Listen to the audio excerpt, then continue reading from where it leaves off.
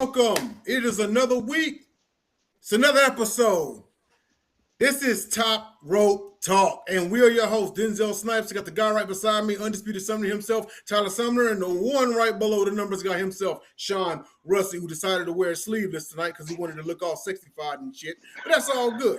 So, it looks like a motorcycle club prospect, but y'all excuse that. He's really an You're Asian. killing me right now. But hey, everyone out there, before we get started, follow us on all of our socials. We are on the following: Facebook, Instagram. We're on YouTube. You're probably watching us on YouTube right now. Those of you who follow JB Ellis on LinkedIn and Facebook, follow him on there. And also sideline-se.com. Go to our website. Tyler's going to come out with an article coming soon. I've got an article coming soon. And everything's good. Shout out to our producer, Adam Karchner, back there producing behind the ones and twos. It ain't me tonight, y'all. It's him. But we're going to go ahead and get started with our first topic. So, and Tyler, I know you got a lot to say. Sean, I know you got a lot to say. We only got 30 minutes, so, it's all good. So this week it goes down in Toronto, Drake's hometown, who happens to be Tyler's favorite rapper, right? We got CM Punk. We got Kevin Owens. We got the belt on the line. Can Kevin Owens complete the comeback with a championship win? I actually want to start with Sean first because, it kind of felt, I know he's had a successful title defense, right? But it almost kind of seems like 2 weeks ago he just won the belt. Are they going to really have him drop the belt this soon? So if it's clean, I could definitely see it going Owens' way. But I'm thinking if we're gonna do this correctly, heat wise, Sammy turns on Owens at this event, costs him the title, gets the rest of the heel heat that he actually needs right now instead of the whiny heel heat. And because he does it in a country where he is also well loved, it should go over really well, I think, if you do it that way. But if it's clean, I could see them giving it to him. And you guys have commented in the group chat that Punk looks great in terms of, visually, and I agree, but man, is he a tad slower? And I think maybe that could be the decision why we take it off of him, because you saw it in the Roman match. You saw it in a few other matches that have gone kind of like 15, 20 minutes with him. He really starts to wear down, kind of like almost Lesnar purple type of wear down. And it's something that has to be concerning backstage. Yeah, absolutely. And because when you look at the ending to this past WrestleMania, the match against Roman Reigns, he actually had Reigns on the ropes. He just ran out of gas. Now, Tyler, I know Reigns is your GOAT, and Reigns is my favorite wrestler of the last 10 years, But Punk had him beat. He just ran out of gas. I'm willing to bet you if this was Punk 10 years ago, he wins that match. But I know you have had a lot to say regarding Punk versus Kevin Owens. So this Friday is it in Toronto. Who do you have coming away with this? Man, it's one of those things, right, where the match could go either way. Mm-hmm. It could lead to a triple threat. Here's the thing. I have my pros and I have my cons of where this could go. I have my yeses, I have my nos. Do I want Kevin Owens to win Friday? Absolutely, because it would be the ultimate checkoff list of a comeback story, right? But again, do I think he's going to get it? No, I think Kevin Owens is going to win at Money in the Bank. I think ultimately Sean is correct. Sammy's going to screw Kevin on Friday. And I think that leads to the triple threat at Money in the Bank. Interesting. Okay. Now, the other reason I say why Kevin's going to lose is because we've been seeing the digs, we've been hearing the digs that they're both throwing at each other because this is a legit blood feud. Right? Both of these guys hate each other from Ring of Honor days. Just like him and Rollins. Goes back 25, almost 25 years, if you will. It's too early. It's too early to call this a one-off feud, right? I personally think Money in the Bank is the place where KO wins. Okay. And then I think Punk just needs to be repackaged for a little while. Because I have my thoughts about Pepsi Phil. I've said this before. Sean wasn't here last week. I had a huge rant on Punk. I don't know if you saw it, but everything. I will say it again, and I will look directly into the camera again. Phil, everything you said you were against, you've become, you hypocrisy man. My So, main thing is like I hate that they keep using his name. Like, just leave it off. Like, That I is once true. in a That is while true. it was cool, like, bringing it up, like we're here him, he called Roman Joe and Roman called him Phil like 2 or 3 times, but then it should have been dropped for a while. And I get it. There's different history there, and it's indie history is obviously a lot different, right? That's a lot of stuff where the wrestlers actually have creative control in the back. So yeah. it's like that's some real shit they're talking about on air, even though they're making it part of the story. But yeah, and it's one of those things too, like. I do have a little bit of issue that we're breadcrumbing, Oba versus CM Punk, because that's fine, give Oba that belt, but if it goes to Kevin Owens, I don't think you're going to do Oba versus Owens. So it'd be interesting to see where they lead with those breadcrumbs. Does Owens just win the briefcase? Does he, like Tyler said, get involved in that match in a triple threat and win it at Money in the Bank in a triple threat match? But it'll be interesting to see, because it seems no matter what, the Money in the Bank winner will come from SmackDown based on, where Raw's trajectory is headed. Yeah, pretty much. Even even though, and I said this last week, Tyler, Sean, you weren't there. I think there needs to be a superstar shakeup. I think that the winner Money in the Bank, whether it's from Raw or SmackDown, they should go after the World Heavyweight Championship. That show needs more world contenders. You have a good five, Tyler, we counted them, a good 5, 6 contenders over on SmackDown. Who's over on Raw other than LA Knight and Oba? Can I say one thing because I about Money in the Bank?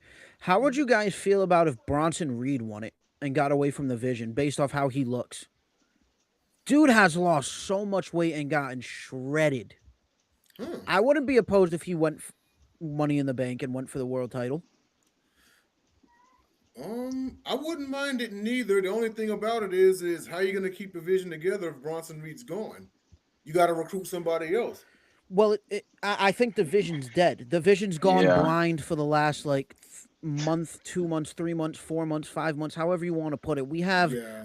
the Vision right now is a YouTuber, a subpar women's wrestler in the ring, who's a wannabe Liv Morgan at this point, and a Mm-hmm. wannabe Lita. And then you have a guy who can never get over with anything he does. It's funny because Division. Before we move on to the next topic, Division was supposed to be a heel faction that rivaled the Judgment Day, and I really believe that's what was going to happen until Seth got injured. They were I supposed to be the mean, it, dominant it faction kind for a of while. does more now because, talent level of the Judgment Day, you would say, is about intercontinental level. Talent level of the division is about intercontinental World level. level. Um, I think they need to separate Braun out of there. I wouldn't be opposed to even like Bronson and Braun, getting back together in some affiliation and finishing the vision. Let them take out Logan in theory. Especially since it seems like Heyman is maybe play a role in this Oba and Braun thing, and that's something else to watch out for, right? Because I've said it before, they like monster heels, and it's a lot easier to be a monster heel than a monster face. Watch where Heyman plays into this over the next 6 months with Oba. Yeah, most definitely. Well, we'll move on to our topic right here at the bottom of the screen, our SmackDown results from last Friday. So, how about that opening? Bleach Report actually rated it an A. So you all know that Chelsea Green has the broken orbital bone, and Nick Aldis actually had intentions of coming out there and stripping her of the championship because he said, "I cannot, in good conscience, let you defend that title injured." Chelsea went into easily the best promo of her career, and I don't know if she'll top it in 2026, honestly. But she has very, very fast become the most lovable woman on SmackDown. Maybe not of the entire women's roster, but easily on SmackDown. But Nick Aldis said, "Hey, you know what? I'm going to give you 30 days to get medically cleared, but until someone takes this title off of you, this belt is yours." Also, Corbin retained the United States Championship versus Carmelo Hayes, which I had a feeling was going to happen. I think he's actually in for a pretty lengthy reign. How about the MFTs? They get an OG in their corner and they win it all. They beat Damian and R-Truth for the WWE Tag Titles. And how about JC Jane winning the Women's United States Championship? Now the faction is solidified. Sean, your thoughts about last Friday? Yeah, no, and I think it's been better since it's gone to 2 hours, right? It's been, harder hitting. It's one thing after another. And if you got a 20-minute match, okay, hour one is already done now after a promo. I think it's a lot better. Now, like you said, that we got to just figure out what talent's going to be where, because there's a lot of focus on the US title right now. And there's a lot of confusion between like Randy and Cody and CM Punk and Kevin Owens and Sammy over on SmackDown in terms of the world title. But it just seems like the show has gotten better for sure. And then I'm interested to see, especially it seems like Raw is bloodline focused, and the MFTs continue to talk about the elders. Haku obviously plays into that. I wonder where they fit into this whole thing as we get towards War Games, because I figured at some point they're going to show up on Raw, especially with what's going on with Solo. So it'll be interesting. And that's, I think, one of the reasons they're keeping certain, contenders at a certain level on Raw, because, Raw is very much about the bloodline story right now. Pretty much it's the bloodline and everybody else. I get it. Go ahead. No, that's pretty much it. Good SmackDown. I love Chelsea's promo. I didn't love Tiffany dropping the belt. Really? two title changes in one show. I was kind of like, oh, okay. Again, I think, you weren't a fan of that? I think longer runs, carry more weight when you do title changes. I get it, but you weren't a fan of just the concept of two title changes happening on a SmackDown or a Raw. I mean, again, it's something they've done in terms of here's one, here's two, but we're flipping titles a lot. So for me, it's just too much. Like, I understood you had to end Priest and Truth's run. That was a fun team. I thought it made sense, but I think honestly it's time for Priest to go after one of the secondary titles. He's always been over, and I think he's one of the better pieces that came out of the Judgment Day. Especially in the ring, he's getting better on the mic. He does still need some work there, but he's better at a singles guy, and I think the fans want to see him back as a singles guy. So I understood that one. I don't like the Tiffany one because I feel like where we're headed with that is Tiffany and Chelsea, and that's not where I thought we were headed with that. So I just don't like where that's headed. Yeah, it kind of smells of a Tiffany heel turn, which I would not agree with right now. But Tyler, swinging it on you, man. Your thoughts about the events of last Friday? Yeah. First of all, this was in Boston. I wish I could have gone. Almost went, but then decided I don't want to get back super late.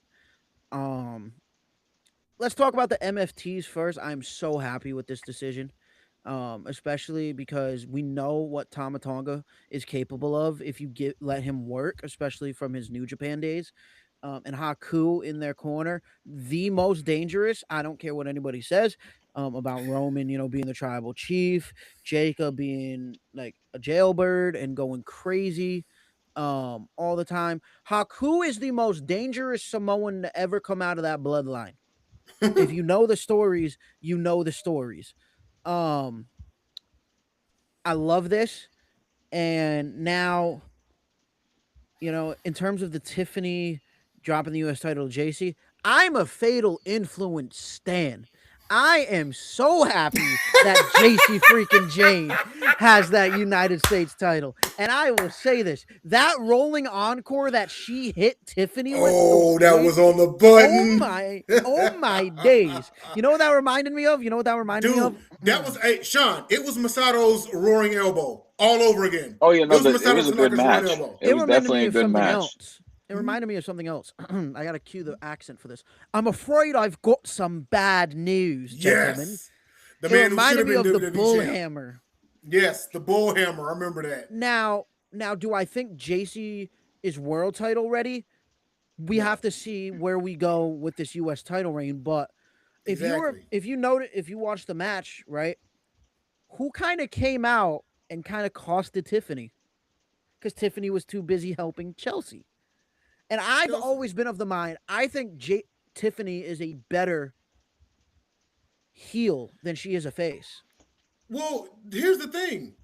You can't necessarily blame Chelsea because Chelsea was keeping Fatal Influence off of him. Tiffany took her off the ball. Right. But if you want to lean into the heel narrative, what I'm saying, that's the route you go. Yeah. Right? Now, Nia and Lash are also in that woman's title picture. I'm of the mind where if you're going to have a dominant heel take that off of Chelsea, it should be Lash. I agree. I love Lash, man. Lash in the ring has gotten a lot better. She's been great. Nia looks a lot better than what she used to do. Corbin retaining the U.S. title versus Hayes. Okay, cool. Doesn't do anything for me. I want to see Corbin go up against a guy that can match him, and that's Damian Priest, right? Real quick, because I didn't see it on the SmackDown thing. Let's talk about Randy Cody, right? Yeah. Yep. Absolutely. The last 2 weeks have been for this feud have been better than their entire 2-month buildup of their WrestleMania 42 feud. Well, yeah, I mean, Pat McAfee kind of this is Cena Cody fixing it part 2. Now we're just doing it with Randy and Cody, and we got to fix this other mess that they did with McAfee. Yeah. Did they happen to post what happened when they cut it off, by the way? Did Cody actually hit him on the steel steps? No, Cody didn't hit him. What happened was they just kept punching and running off into the crowd and eventually went to the back. Okay. Okay, then. But go ahead, man. I like where that's at. Overall, I'd give SmackDown a solid 8.5 out of 10 from this past week. Okay. But yeah, if you want to move on here, I'm cool. I have nothing else to say about SmackDown. Sean, what was your grade on SmackDown? No, I think like I said, it's been a lot better, a lot better. I would say at least 7 out of 10. Like I said, I just don't like where we're leaning with the stories with a few of the women, but I think you did have to solidify that stable because obviously you've got them matching up with Alexa and Charlotte and the new one from NXT over there. So it makes sense, especially again, you got to remember we're in calendar month where we're getting close to War Games. So that that's where a lot of these things are going to head. Right, absolutely. And before we get to Raw, because I know we don't talk about NXT a lot, can we talk about who's finally here in WWE? Zilla! Big Z is finally here, the son of the late great, one of my favorites of all time, Umaga. May he rest in peace. But I'm going to tell you right now, Tony D'Angelo, count your days. Because this man, in a span of 5 minutes, took out Cruz Montana, a.k.a. formerly known as Mike Santana, and Grayson Australian man Waller. Dude, that pop-up, if you guys saw the clip when he hit that pop-up Samoan drop, tell me that was sick. Like it was his dad. Tell me that wasn't his daddy coming down. That was his saying, pops all over again. I got you. Listen, they have to do him like. They have to do him like Solo Sikoa. Remember when the Bloodline was on the main roster and Solo was on NXT? See, I don't think you got to do him like Solo. I think you got to do him and treat him better than Solo because I'm going to be completely honest with you. Solo's got better mic work than Zilla. Yes. Zilla is better in ring than Solo. Now, how about this before we move on? How about keeping Zilla off the mic and making him a silent badass like they should have did with Roman 10 years ago? Sean? Well, there is. Sorry, I thought you were directing them the other way. Yeah, there is somebody, right, that is signed by WWE who they've been saying for a while. And that's Umaga's old manager, if you guys remember the name, Armando Alejandro Estrada. Yes. Pair Zilla with him. Why not? Zilla don't need a mouthpiece. Although, the one part I did like was when he did his splash on Grayson Waller, he kind of looked up and he went, hello, and then he did the splash. I am so happy. I've been taking a break for so long from NXT because Mason Rook doesn't do anything for me. Naraku doesn't do anything for me. And now we got freaking Zilla, the son of Umaga. He's here. Come on, man. Hey, Robert Stone, take a bow for yourself, sir. Because I don't care what Jay says about the warning shot to Solo and then Solo making sure everybody okay. Zilla fought too, executed a warning shot and the assassination on the men's NXT title division. Well put. Oh, and then Sean, your thoughts about should Zilla be on a microphone? Should he get a manager or what? I mean, as you guys know, I don't really watched too much NXT. I know based on how long it took them to get him out of school, with Michaels and everybody, he's obviously very raw. You can see body wise, he definitely needs to go through the Fatu WWE body program before he gets called up. But so, what he's did in the ring, though, in terms of movement, he looked good. Obviously, he's going to get pushed heavy. I hope they don't rush it, though. Like, they could leave him down there for a year, as far as I'm concerned. They've got to start bringing up products that are more ready. That's part of the reason I think, like we've talked about, I think that's why Trick dropped the title. I think he got rushed into a title reign where he wasn't ready to carry a couple matches. And hopefully they've learned from that, because, it's not all about just, okay, we brought Zill up, let's get this pop. Because then, like you saw what took place with Solo, it took a few character changes to really get him in his wheelhouse. And you don't want to have to do that every time you bring somebody up. True. Indeed. Well, we'll move on to our next topic, and that is our Raw preview for tonight. So, our Raw preview for tonight. There we go. All right. So, Solo Sikoa is due to be delivered to the OTC. We got Chad Gable and Rey Mysterio for the Intercontinental Championship. And then we also got the World Heavyweight Championship tournament continues. You can take it down now. So everyone's thoughts on what they think is going to happen on Raw tonight. Sean, we'll start with you. Yeah, so I mean, I don't know if we're gonna get the swerve tonight, because it seems a little early. I think maybe Solo falls in line or acts like he's going to, and then somewhere down the line. But I don't think it's gonna be, he's gonna cost Roman the title and LA Knight's gonna become champion or anything like that. So we'll see where they go with it, or maybe he just refuses to fall in line tonight and we layer this out that way. We'll see where it goes. They have a lot of angles they could play with it. It's too early if they do have, Dwayne in the fold for Saudi to go down that road. Maybe they'll sprinkle a breadcrumb, or maybe Solo goes, hey, I got to make a call to the real tribal chief. So we'll see. But in terms of the rest of the show, I think it should be interesting to see where everything plays out. I think Penta's probably going to end up winning that tournament from the looks of how that's going. Gable probably obviously beats Ray, but it's going to be obviously probably the best match on Raw tonight. And then we'll see what happens. Dominic is obviously, we'll see where that plays into everything, especially with his loss last week. And then, at some point you figure they have to build him back up. He's been taking a lot of losses here. Yeah, absolutely. And I'm in line with what you're saying here. I think that him and LA Knight may devise something, like, hey, I'm gonna act like I'm falling in line, but here comes the swerve here in about a week or two, right? Now Roman could play it smart and say, your first assignment, you're gonna prove your loyalty. You're gonna face LA Knight tonight, or you're gonna take him out. You know what I mean? Like, he has to earn his way to me. Remember how Roman was saying, like, you don't get a title shot by bitching and moaning, I think Roman is going to put LA Knight through a series of tests and make LA Knight earn his way up to him at Money in the Bank. Yeah, because it seems like we've got two defenses lined up, right? Penta in September, LA Knight in October. It's very similar to his last run, where we're just, knocking down opponents, which is fine. We're doing it in a different way. The matches are cleaner.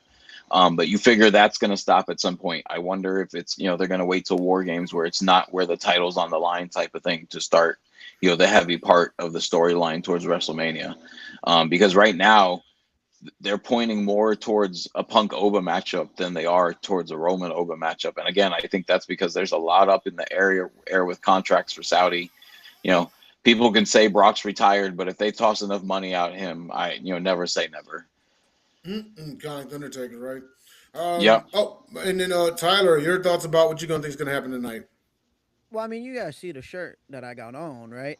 You see the shirt. The OTC is back, making his 47th return, as he always loves to make his returns. No, I love that 2 weeks is a return for him. Yeah. But hey, I always pop for my goat. I always pop for the tribal chief. It's going to be interesting to see how Jay delivers this. Real quick from last week's Raw, man, that moment where Jay fired the warning shot and Solo just was like, "Is everybody okay? Is anybody hurt? Anybody being shot?" Like that. Solo is hilarious, Trolling man. Solo is that's where he needs to be. Gable versus Ray is going to be great. Penta should win tonight, I think, as well. In the It's got to be Penta. I forgot who he's facing, but might be La Parka. But yeah, I'm excited for Raw tonight. I want to see the narrative that they're going with Braun Breaker and Oba Femi. Okay. And for the love of God, Adam Pearce, do not get in the middle of these two. Let them fight. Let them go. There's way too many security breakups on a lot of feuds right now. Like we got to get away from this shit. Nick Aldis lets fights happen. Yeah. Adam Pearce, don't let jack crap happen. Yep. Don't get me wrong. I like them both, but one could argue that Nick Aldis is the better GM. But go ahead, Sean. No, I just think it's a point where, the pulling apart and the breakups and the running through security, like we're doing it with a lot of people. We've even done it with women, in the last couple of months. Like it's enough. You're running it into the ground. You've got to be more creative than this and let them go at it. Like, why is Randy and Cody the only two allowed to go at it? Right. Yeah. No, absolutely. Well, we're going to move on to our next topic. Tyler, I hope you're ready because I believe this is ready. it. Oh, here we go. So if we can get it up on the screen, this is Tyler's 5 count. Yes, sir. All right, ladies and gentlemen, congratulations. You've made it to this part of the show where we do my 5 count. Tonight's 5 count's a little bit different because it's not something that a lot of people, excuse me, sorry, I'm about to sneeze, that a lot of people can't debate upon because everybody has their own opinions on it. Always open for discussion, of course, but we're going to get right into the 5 count. Coming in at number 5, we have a dream match that unfortunately should have happened, can never happen. If we want to throw it up here on the screen for the number 5 count, for the number 5 match, Adam? Hello? Adam, you want to throw number 5 up on the screen? Here we go. We have the Beast versus the Samoan Bulldozer, Brock Lesnar versus Umaga. Now, while this might not be a dream match for other people, this match would have been heavy hitting. You would have had the next big thing, Brock versus the Samoan Bulldozer, Umaga. And Umaga proved that he could go in the ring. He was vicious. And that's the type of guy that you like with Brock a lot of the times, right? You like a guy, like perfect example, Oba Femi, right? They went and they they beat the hell out of each other. And just imagine, you thought Cena versus Umaga, the last man standing match, where Cena had to literally choke out Umaga with the rope to beat him because this man kept getting up. Yeah. This match is at my number 5. Rest in peace to Umaga. One of the unfortunate ones. Put him in the Hall of Fame, for crying out loud. He deserves to be in there. But nonetheless, coming in at number 4 is one that, I did on WWE 2K the other day, or I will be doing later tonight, actually. I didn't do this one yet. But the excellence of execution, Bret Hart versus the Olympic hero, the wrestling machine, Kurt Angle. Guys, do I need to say any more about this? Like, this is my dream WrestleMania match. But go ahead. Think about how good this would be. It would literally be like having, your cake and eating it too. You know how people say you can't have your cake and eat it too? Nah, this would be having your cake and eating it too. This would be like watching prime Russell Westbrook highlights, on YouTube. Shout out Russell Westbrook. But this match, man, like, think about this. You have, let me paint a picture here. Kurt's in the sharpshooter, right? All of a sudden, Kurt gets out of it and grapevines him into an ankle lock. Like, come on, man. But nonetheless, we got number 3 here. Another Bret Hart match coming up here at number 3. We have Bret Hart, the best there is, versus the phenomenal one, AJ Styles. How did I word this exactly? I said the excellence of execution versus the face that runs the place. Yeah. Need I say anymore? This match would also be incredibly beautiful. AJ's a lot of my dream matches here. You'll see him later again on this list coming up shortly. But I mean, picture this, right? Styles clash. You're getting ready for it. Brett reverses it right into a sharpshooter. Or Brett reverses it into one of his pile drivers. This match would have been incredible to see. Obviously, we never got it at a point in time, just different eras of wrestling. But this next match coming in at number 2 should have happened in 2001 during the WCW invasion, and that's the Icon versus the Phenom. I mean, guys, this is one of, if not the all-time dream match, especially for, I'm sure, Jay and Sean, guys who came for that era of wrestling. Yeah, No, it's the definitely biggest Crow. miss. It's the biggest miss of all time. Yep, easily. You know, and honestly, if you're doing this match, I think Sting wins it. Definitely. I would have rather seen this match at WrestleMania 31 than I would have seen Bray versus Taker or Triple H versus Sting. But this match would have been so good because you could have had the Crow coming in on Sting's shoulder versus the Urn with Taker, right? Like, think about how, just storytelling from a storytelling perspective, how good this match would have been. You know, like you have Taker sit up in the ring to issue the challenge, but then you look up and you see Sting from the rafters with the bat, right? It would have been one of the greatest dream matches that we possibly could have seen. But number 1 here, we all know that this would have been the greatest dream match of all time. HBK, HB Shizzle, the showstopper, Mr. WrestleMania versus the phenomenal one, AJ Styles. Sean, I told Denzel this earlier, and I'm going to tell you now. I played this match with my good friend Sam Smith the other day on WWE 2K26. We had this match going for an hour. The kickouts. One of the spots we did, a phenomenal forearm, and Sean caught him into a Sweet Chin Music, recreating the Shelton Benjamin spot. Right? AJ hit a Styles clash through the announcer's table, got him back in the ring, hit a phenomenal forearm. Sean kicked at 2.99. Like, this match would have been the greatest match, arguably from an in-ring standpoint, that we possibly could have ever gotten.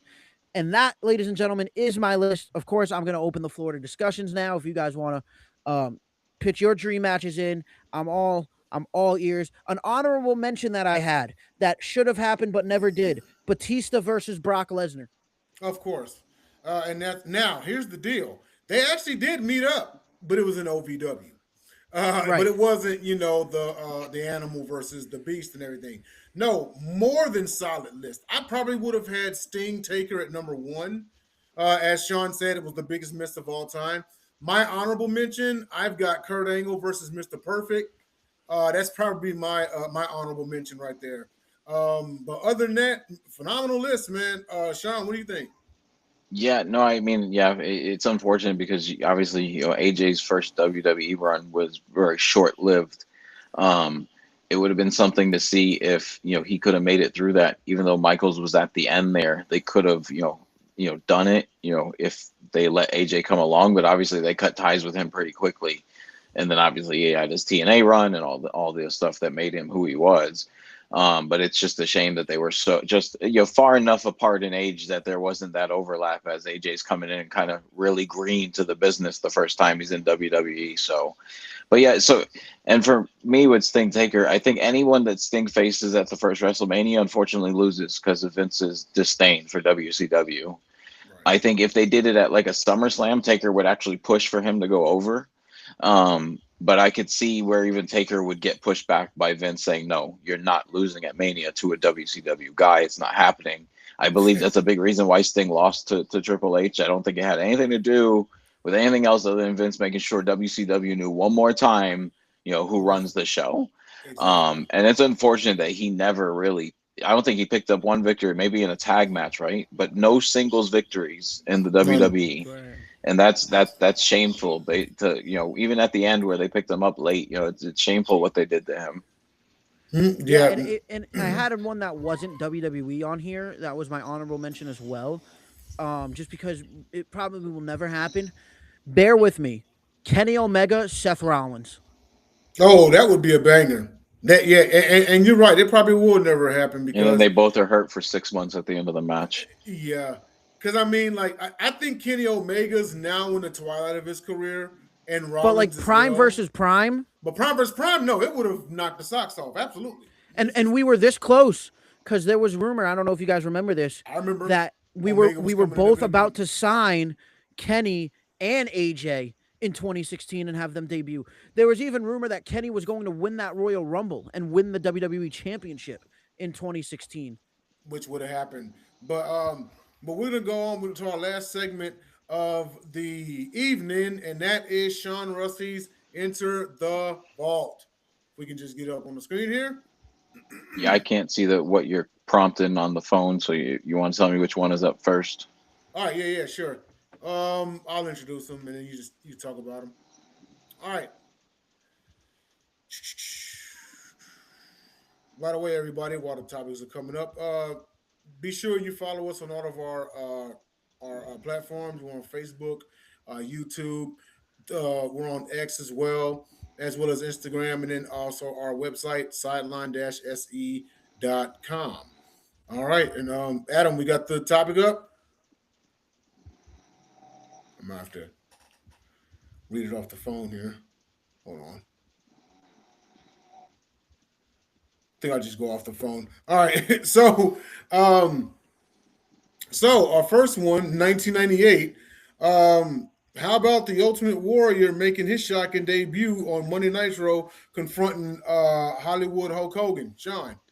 Yeah, that so let happened. me tell you, but yeah, so this is also the worst kept secret in WCW history because even back then, Tyler, we did not have all this access, and even at that age, things were getting out, and they did something or said something where it just came out during the week. The Warrior was going to debut on Monday, and for me, I think it had been 3 years since his last WWE match, really 3 years since anyone had seen him. So I had already known, like, hey, pop the tape in the VCR, Warrior is coming. So it was shocked, obviously, to see him there. But then the way they brought him out, Tyler, they filled the ring with smoke. He shows up, he says like 2 words, they fill the ring with smoke, and he leaves. It's got to be the worst thing they've ever done, other than Bret Hart being special enforcer in his first WCW match. It's got to be the worst thing they've ever done to an iconic character. But yeah, and then Hogan and him would have, believe it was 3 matches, and then the feud would end when Warrior decided to rip off a corner of a steel cage, jump out of it, and then he tore one of his tendons in his legs, falling out of the cage. Oh. So another WCW ace in the hole right there. Can we throw up the SpongeBob meme of like, oh brother, this guy stinks? Yeah, it's crazy what they've done to a couple guys. But then the next one I think should be the 2008 match, which is the Undertaker defeating Edge inside Hell in a Cell at SummerSlam. Undertaker had actually defeated Edge also earlier in the year at WrestleMania, and then defeated him. Yeah, and then defeated him again at SummerSlam to end one of that best 18 months in terms of that season per se. One of the best feuds of that season for them. Undertaker and Edge was a great feud. I mean, Edge had a lot of feuds with great guys in terms of like John Cena, Undertaker. Obviously, the Matt Hardy one was a little different, but also another one where he did great work in. But that was I would say one of the last Undertaker feuds where Undertaker was like basically a full-time guy. Okay, no, absolutely. You know what? One could argue that Undertaker feud is a top 5 feud for Edge. Now, me personally, I think that Edge's greatest rival was probably John Cena. 100%, especially with how many times he cashed in on him. Yeah, he used to catch Cena slipping a lot, But Taker, that like you said, that 2007, 2008 run, 09, that was this was a match where Taker chokeslammed him through the ring, correct? I believe so. The Hell in the Yeah. Cell was that one, because they didn't do that at Mania. That was the first SummerSlam I watched live. 2008 was a great year for me to get into wrestling.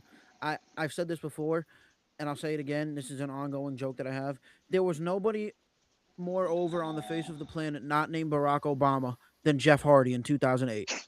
Oh, especially the way 2008 ended for him. But we'll go on to our last one, and that is SummerSlam. Oh no! Don't remind me of this.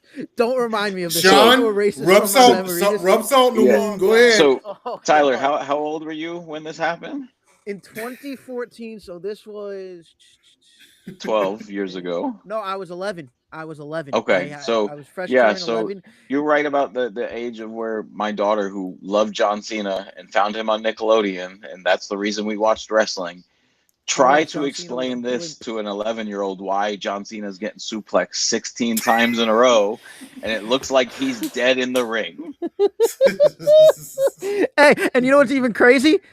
They did a replay of this match at WrestlePalooza last year. Absolutely, yep. And then I was dealing with the other two young ones doing the same explanation. Now the older one understands. It's like the other ones had to be told, "Hey, he's going to be okay." It's just Brock Lesnar. Listen, dude. From my perspective of watching this, right? When AJ Styles said the term "beat up John Cena," they put on bangers. Yeah. When Brock Lesnar wants to beat up John Cena, okay, we're talking about bloody murder here. Exactly. Yeah. You know what? I was on my third deployment, and I was watching. It actually was early because the time change. It was early in the morning over there, and I'm watching this, and I'm like, "Yo, I've never seen Brock do this to John Cena or anybody for that fact, outside of Zach Gowen." But I'm watching it. Eugene. Yeah, but I'm watching it, and just think about how many times has a face been squashed in a title match. Yeah. Get alone. How many times did Cena get squashed? Goldberg, Goldberg squashed a lot of people, but he was always a face. Cena, even Taker, the match at WrestleMania, what was it, like 2.5 minutes? Something like that, yeah. Yeah, that match was just. There's certain things, Sean, where I'm afraid in your segment of In the Vault, where on this day in WWE history, and case in point of this last one that just came up, where I don't want to be reminded of it again. Like, there's one coming up in February for next year that you're going to say, and it's Goldberg defeating The Fiend. I don't want to be reminded of my childhood trauma. Well, you didn't like that we had to get to Goldberg versus Brock Lesnar for the 4th time? For the 4th year. No. Listen. I'm going to put it this way. I would rather watch the Yankees win a World Series than have to replay that era of wrestling. And I'm a Sox fan.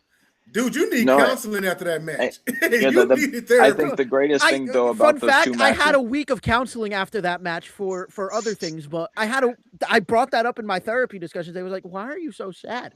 I said, "Don't ask things you don't want the answer to, because you got to remember, you know what we were just coming off of before that Goldberg beating the Fiend loss? The no contest to Seth Rollins inside Hell in a Cell. The worst Hell in a Cell ever. I know y'all are going to say, I know, Sean, you might say Boss Man Taker at WrestleMania 15. No, that was the worst Hell in a Cell ever. I mean, we can't. Let's not even talk about the first 13 WrestleMania opponents for the Undertaker. Like, could they line up more jobbers? Giant Gonzalez. Like, the list is long.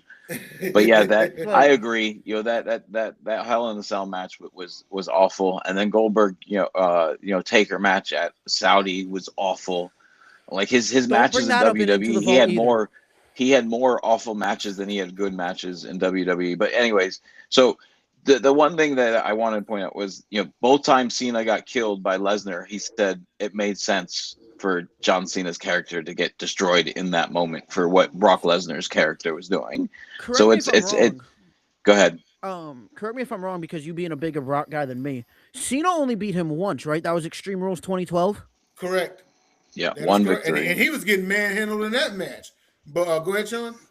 No, and I just think it speaks a lot to, where Cena, again, hey, Brock does, even at this, eldered age, because of where Brock's about to go, and they probably knew that the Oba feud was coming. He's like, Brock needs this, to destroy me here versus me putting up a fight like he did versus Gunther, because obviously if we're moving on to Oba, Brock's got to look, in a different light again. Yeah, absolutely. Well, we have reached the end of the show. We went a little over, but it was much well worth it. Thank everybody for tuning in. Shout out to our guy Adam backstage for producing. And if you'll kindly take us off the air, we will see you all next Monday for more Top Rope Talk. Peace.